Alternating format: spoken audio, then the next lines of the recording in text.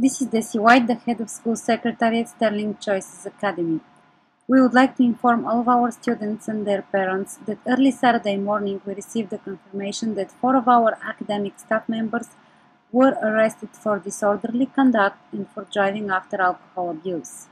Sterling Choices Academy has no tolerance towards the use of any kind of drugs or alcohol. The Academy requires no less from all of its staff members than it does from its students. In regards to the incident that occurred on Saturday morning, we would like to inform you that all 4 academic faculty members have been dismissed and they are no longer associated with Sterling Choices Academy.